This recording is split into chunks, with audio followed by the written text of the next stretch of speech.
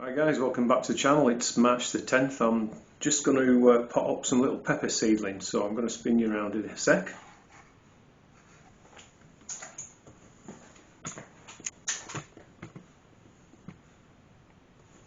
So, you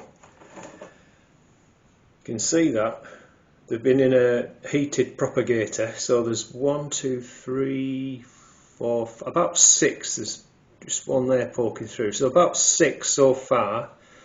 So what I want to do is get those potted onto that little LED propagator I showed you in the last video. So I've got the base here, well, the cells. Here's the base. I've just got a little bit of water there, you can see in the bottom. So what I'm going to do is just put a bit of compost into the cells.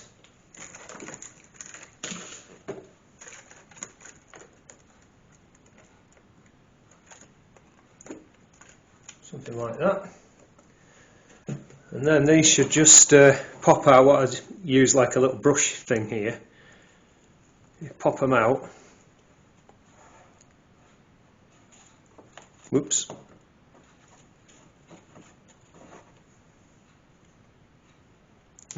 I was just frightening my ear. They probably could do with soaking, to be honest, but I'll see if I can find a way of doing it. Nah. No, it's a complete fail. Well, not complete. It's alright actually. But really what I should have done is soaked it from underneath. Anyway, I'm going to pop that into there. And it's quite... I'm going to put some lights on actually. See what we're doing a bit better. Just kind of... Obviously they're very fragile at this stage, but I want to get them under those grow lights as soon as possible, you see, so they don't go as there we are, as straggly on me.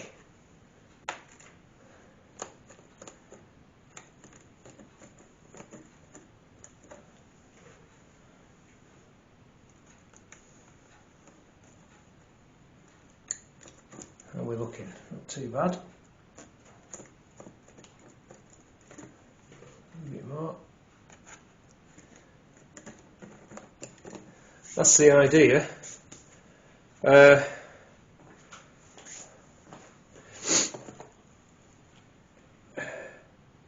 might just feed a bit more compost in, get it flush with the surface. But yeah, and then get those 6 potted up, and then there's room for another 6 in this tray, so I'll just do them kind of as and when they come through really. I think that's the best plan. So I'll come back to you, I'll bring you back when I've got these swapped over. Guys, got those transferred over. So this is the little LED propagating unit I showed you in the last vid.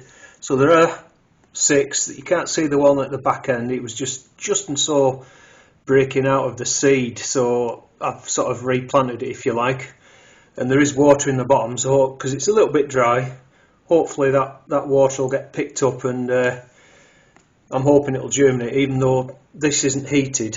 This one underneath, that's heated, but it doesn't have any LED lights. So what I'll do is I'll put this has gone a bit dry, I'll re-soak it, and that'll go back in the heated propagator, and as I said, when hopefully another 6 come through, I'll do the same, and then I'll have hopefully a dozen pepper plants.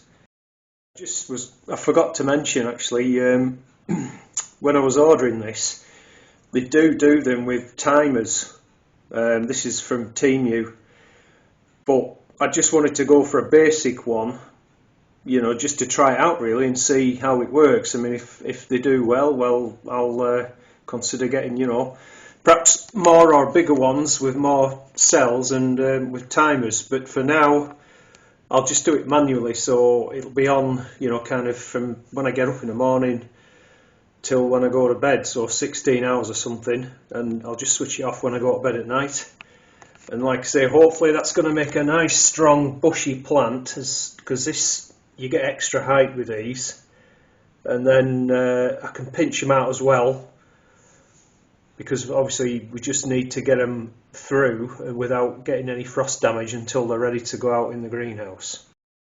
Speaking of which, quick look in the greenhouse. It's doing alright. Doing alright. I'll probably pick some lettuce. In fact, I've been having these corn salad. Really nice. And then mixing it, with some of the overwintering Hill 2. So I need to have some of those today for lunch today. And then see that the leeks come through. I took the propagator lid off because we did have some sunny days last week, so it would be getting quite warm under there. But I think I'll pop it back on now because we're back to cloud and rain again. And this is, I don't know, you can just see there's a couple of lettuce. That's Lola Rosso there. So I think, yeah, I'm going to pop the propagator lid back on.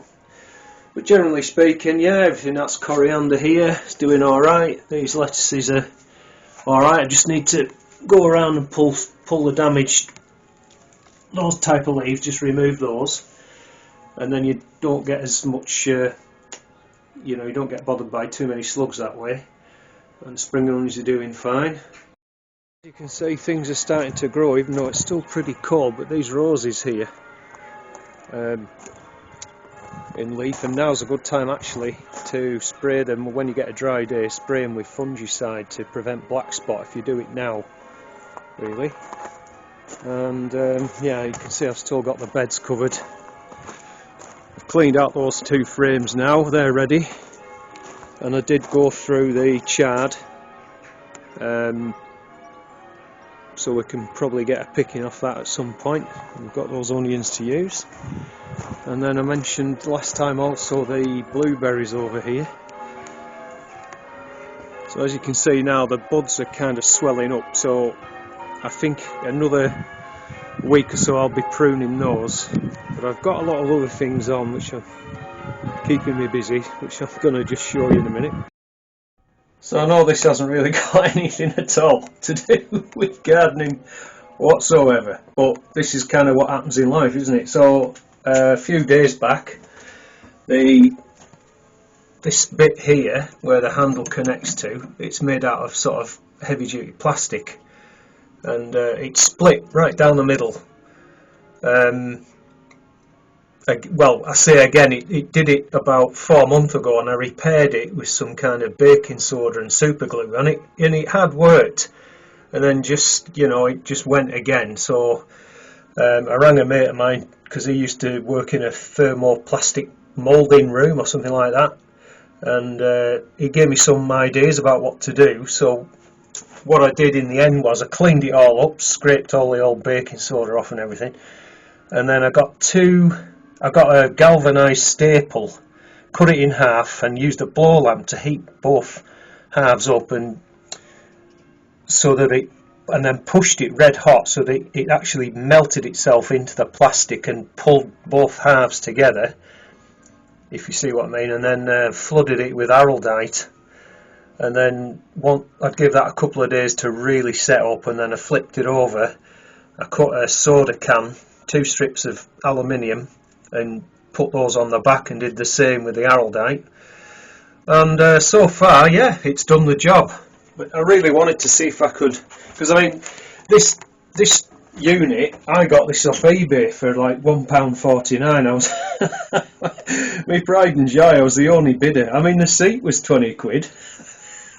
Because when we got it, the wife said, I'm not sitting on that. So she made me buy a new seat. So, but we've had it now, 15 years or more, and it was probably 25 years old or more when we got it. So it's kind of lasted really well, I'm pleased with it. And I was really keen to sort of see if I could rescue it. So, yeah, I mean, you're not going to get one of those now, not in this day and age, though. Everything's changed, hasn't it? But I was pleased with that. So that's one thing that's kept me going. I'll show you something else. So this is our van. it's a Toyota Pro Ace medium panel van, and we're wanting to convert it into a camper slowly because we can't afford to do it all at once. So we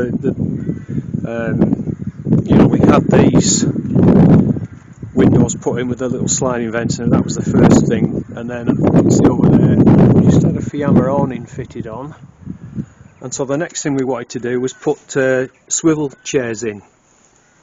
So obviously here was like a bench seat. Now the issue was trying to get a seat, because there is a company that makes swivel base units for Pro Ace. I think it's the only company actually. They're quite hard to get hold of, but this company makes them in the UK. The issue was getting a captain's seat with the seat belt fitting on the right hand side.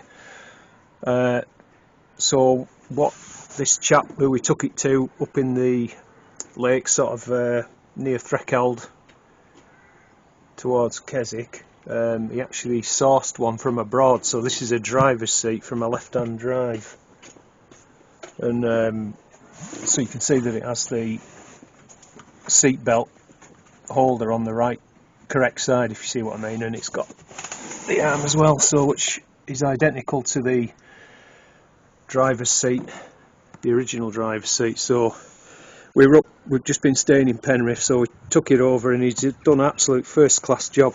The only issue was the handbrake, and this apparently affects quite a lot of models. Even VWs have the same issue, that the handbrake cover, when you swivel it round, it just scrapes the top of this handbrake unit. So I think what they said the solution was going to be to get like a synthetic, like a fabric one that slides over, and then it should have just enough clearance. You know, when you sweep the seat will swivel 180. So it means that now we can get. Sky took the bulkhead out, and now we can just go. We can step through right into the back. We don't have to get out if it's raining, and we can put a little table up and everything, and happy days. So the next job, I think we were talking to him, Matt he's called, getting here, is to get some wiring sorted out. So we need to have a discussion about eventually what we want to end up with, and then get the wiring put in, and once that's in we can get some insulation in. So we're getting it done bit by bit, and I'll bring you up to speed with how it goes.